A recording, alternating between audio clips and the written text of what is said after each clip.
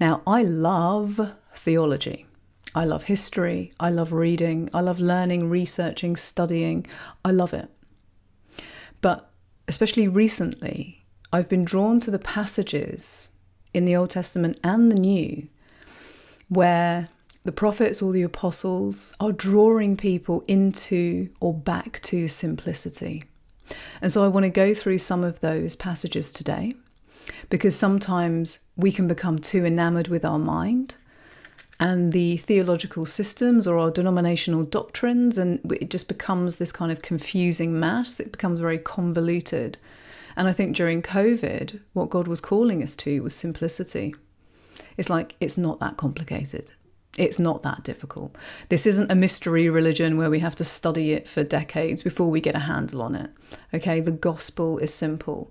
But also, even before we get to the New Testament, the way that a connection with God or relationship with God is described is simple. And so the first passage I want to read comes from 1 Samuel chapter 15. Samuel is one of the major prophets and judges in the Old Testament. And Saul has already been appointed king over Israel because the people of Israel wanted a king. And so God relented and anointed Saul. Unfortunately, Saul didn't live up to God's expectations. And it fell to Samuel to basically tell him this, because Samuel's the prophet of God, so in communion with God. And in verse 10, it says, "The word of the Lord came to Samuel. And the Lord says, I regret that I have made Saul king, for he has turned back from following me and has not performed my commandments." And this is a reoccurring theme throughout the Bible, that either individuals or whole groups of people turn away from God, turn back from following me, and have not performed my commandments. Okay, really simple instructions that you'll see throughout the book of Exodus when Moses is dealing with the Israelites. Okay, this is what I want you to do. You follow me alone, says God, and here are my commandments. If you do these things, everything's going to be good for you. If you don't, there's going to be destruction. Fairly simple. And that is the general message of all of the prophets, carrying through to Isaiah, Jeremiah, Daniel, Ezekiel, all the minor prophets. Getting into the New Testament, this is actually Jesus's message as well. And certainly Paul, who also performs that role of being a true prophet.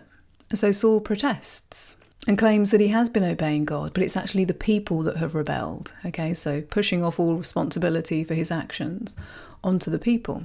And so what he's saying is, listen, we might have disobeyed you, but actually it wasn't me, it was the people. And the only reason they did that is because they want to make sacrifices to you, right? We're in an animal sacrifice system of worship, not just within the Israelites, but also just generally, that's the way that people are worshipping their gods, little g, and how the Israelites are worshipping God through animal sacrifices.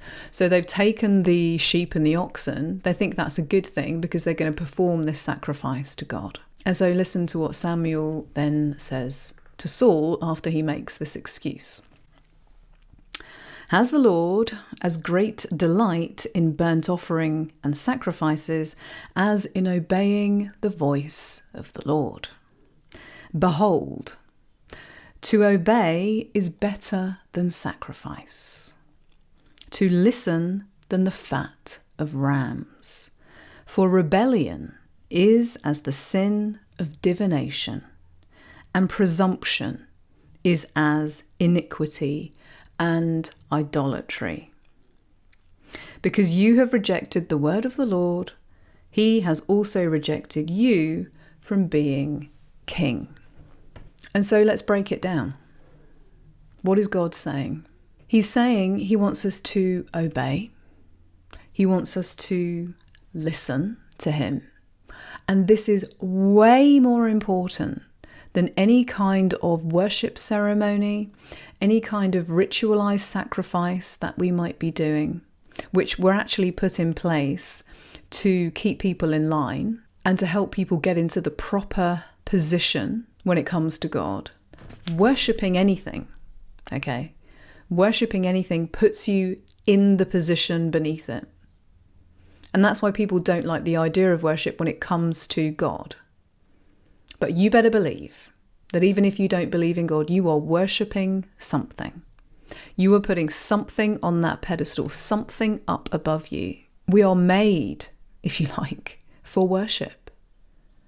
And we are made for worship to God, but we reject that in favour of worshipping other things. And what God is saying here specifically is that really to worship me is to listen and obey.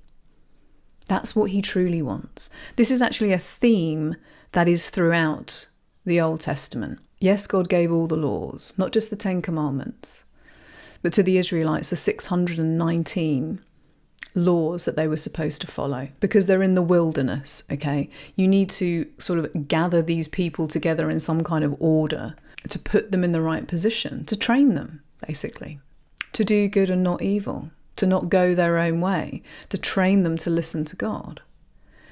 But pretty much all the time, that fails. That strategy fails, and Israel continues to sin, continues to worship other gods, continues to go their own way. And there's always the part of the story where God is like, hey, listen, I'm talking, just do what I say. I have your best interest at heart. Stop doing your own thing. And he brings it back to this ultra simplicity of listen and obey.